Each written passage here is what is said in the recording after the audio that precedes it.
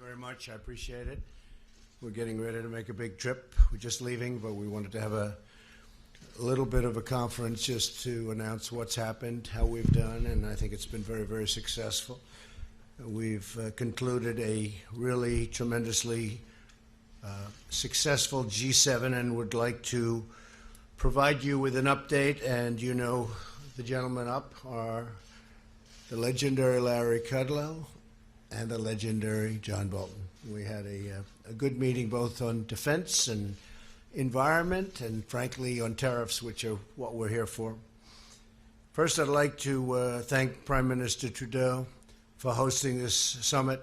It has worked out to be so wonderful. The people of Canada are wonderful, and it's a great country and a very beautiful country, I might add. We tackled a variety of issues and opportunities facing our nations. At the top of the list was the issue of trade, very important subject because the United States has been taken advantage of for decades and decades, and we can't do that anymore. We had extremely productive discussions on the need to have fair and reciprocal, meaning the same. People can't charge us 270%, and we charge them nothing. That doesn't work anymore. I made a lot of statements having to do with clarity. We want and expect other nations to provide fair market access to American exports, and that we will take whatever steps are necessary to protect American industry and workers from unfair foreign trading practices, of which really there are many, but we're getting them straightened out, slowly but surely. We also discussed the issue of uncontrolled migration and the threat that it poses to both national security and other groups and countries and our citizens and quality of life. We're committed to addressing the migration challenge by helping migrants to remain and prosper in their own home countries. A wide array of national security threats were addressed, including the threat of Iran. The G7 nations remain committed to controlling Iran's nuclear ambitions. With or without them, those ambitions are going to be controlled, along with efforts to combat terrorism and extremism and those who spread this deadly ideology. The nations of the G7 are bound together by shared values and beliefs. That came out loud and clear. Each of our nations is totally unique with our own people and our own sovereign obligations, but we can coordinate together and achieve a common good, a good for all of our people, all of our nations. We're linked in the great effort to create a more just, peaceful, and prosperous world. And from the standpoint of trade and jobs and being fair to companies, we are really, I think, committed. I think they are starting to be committed to a much more fair trade situation for the United States because it has been treated very, very unfairly. And I don't blame other leaders for that. I blame our past leaders. There was no reason that this should have happened. Last year, they lost 800, we as a nation, over the years, but the latest number is $817 billion on trade. That's ridiculous, and it's unacceptable, and everybody was told that. So I don't blame them. I blame our leaders.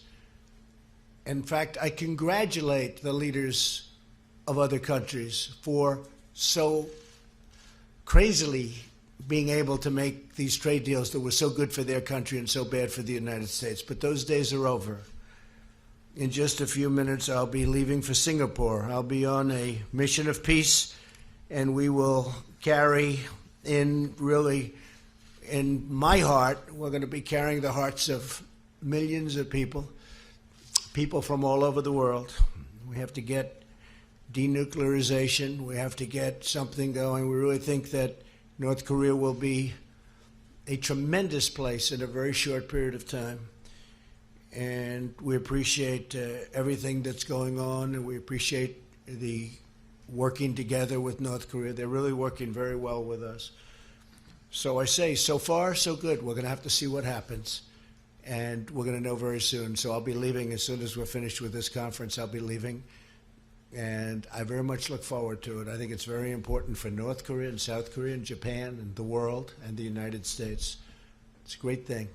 And we'll see what happens.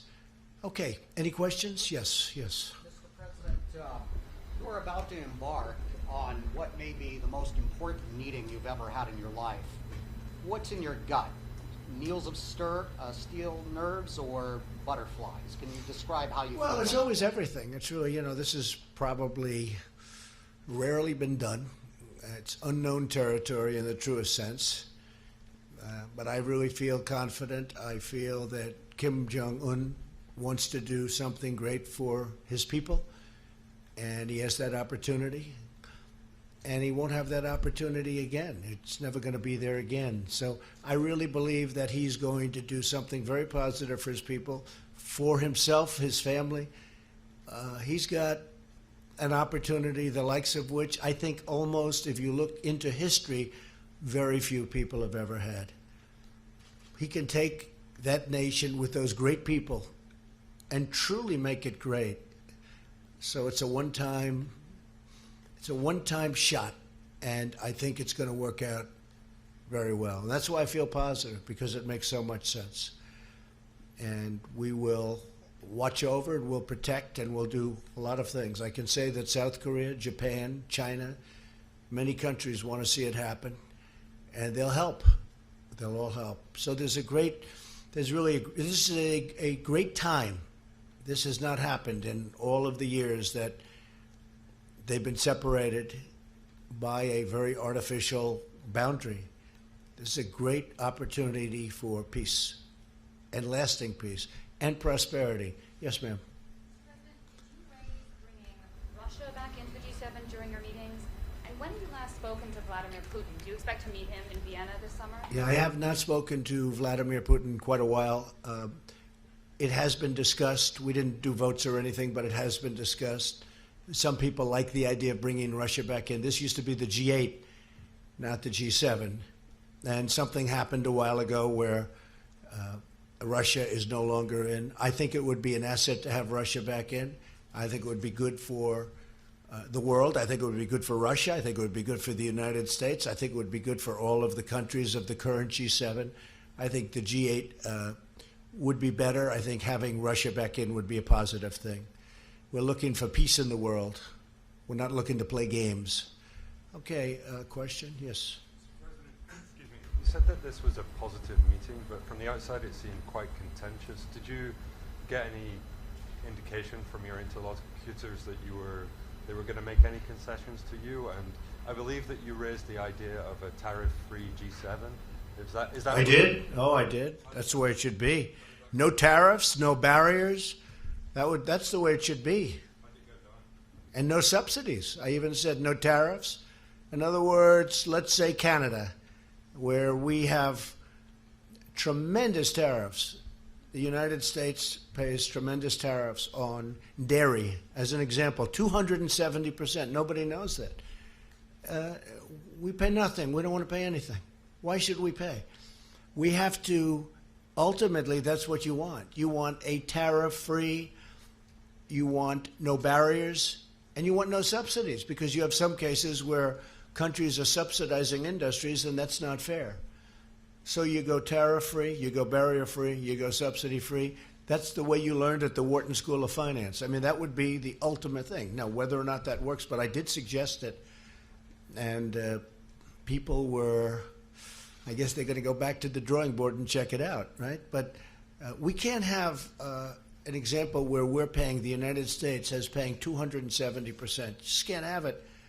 And when they send things into us, you don't have that. I will say it was not contentious. What was strong was the language that this cannot go on.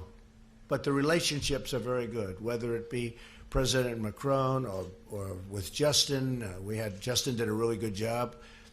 I think the relationships were outstanding.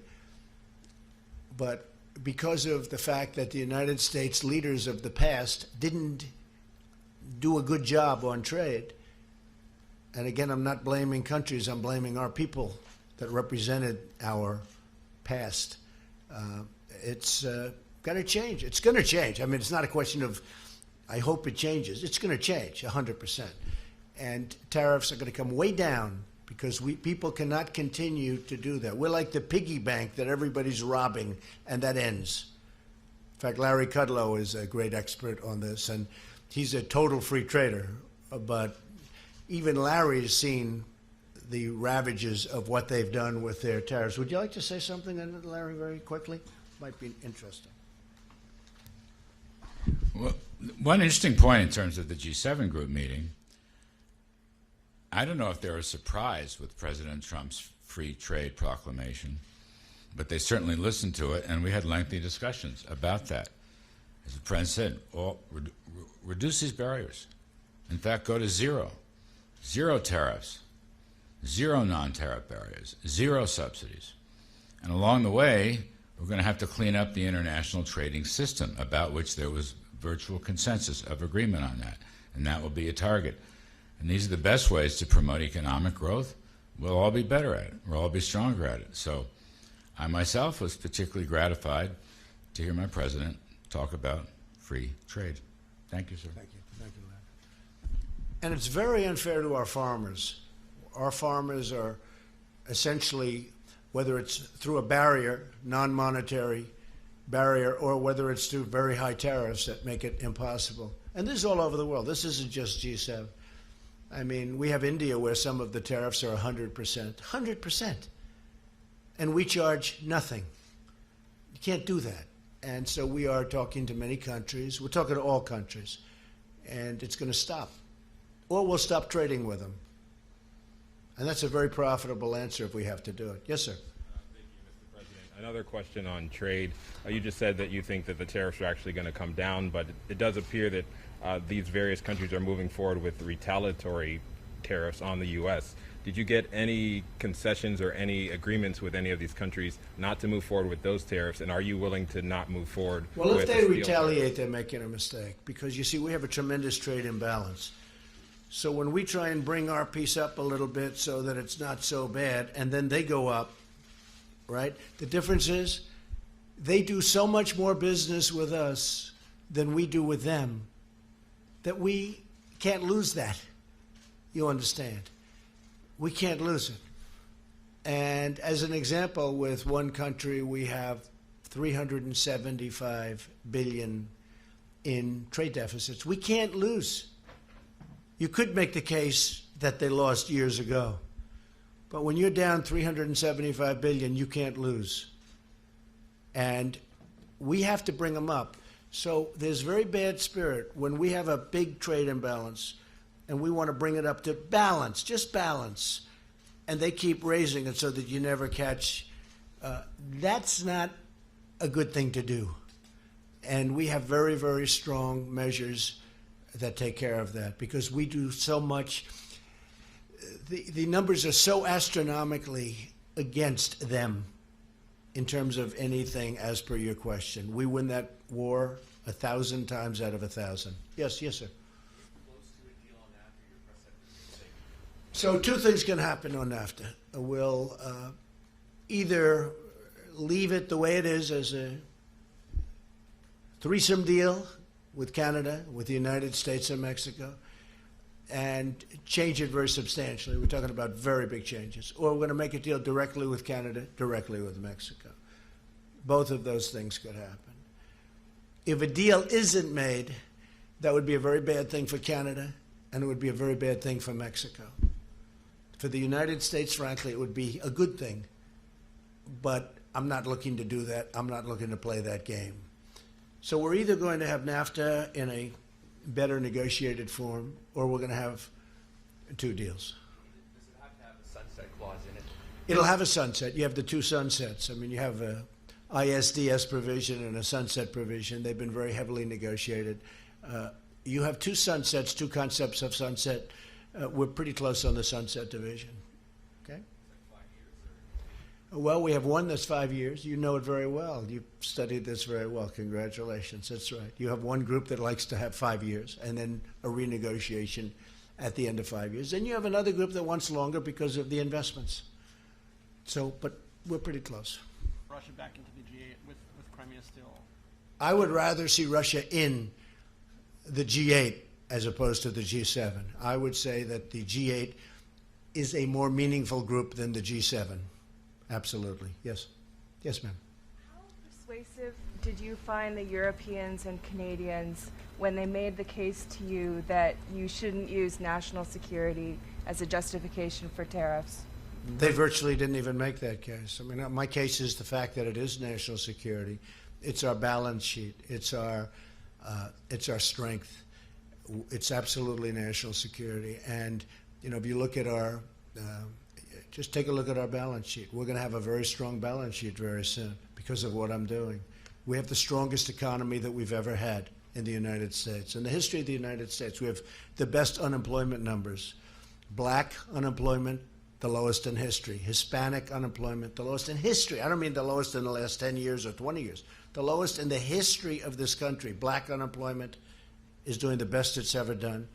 Hispanic doing the best. Women are now up to 21 years. Soon it's going to be the best ever in its history, in the country's history. We have to have deals that are fair, and we have to have deals that are economic. Otherwise, that does, in fact, affect our military. Okay? How do you make that case for autos specifically? Oh, it's very easy. It's economic. It's the balance sheet. To have a great military, you need a great balance sheet. Okay? Yes, sir, go ahead. As you were heading into these G7 talks, there was a sense that the America's closest allies were frustrated with you and angry with you, and that you were angry with them, and that you were leaving here early to go meet for more friendlier talks with Kim Jong-un in Singapore. And I'm wondering if you view it the same way, and do you view the U.S. alliance system shifting under your presidency away Who are from you with, out of curiosity? CNN? I figured. Fake news, CNN. The worst. But, you know, I could tell by the question. I have no idea you were CNN after the question. I was just curious as to who you're with. You were CNN. I would say that the level of relationship is a 10. We have a great relationship. Angela and Emmanuel and Justin, I would say the relationship is a 10. And I don't blame them. I blame, as I said, I blame our past leaders for allowing this to happen. There was no reason this should happen. There's no reason that we should have big trade deficits with virtually every country in the world. I'm going long beyond the G7. There's no reason for this. It's the fault of the people that preceded me. And I'm not just saying President Obama. I'm going back a long way. You can go back 50 years, frankly. It just got worse and worse and worse. You know, we used to be a nation that was unbelievably cash flow oriented, had no debt of any consequence, and they'd build the highway system. We built the interstate system virtually out of cash flow.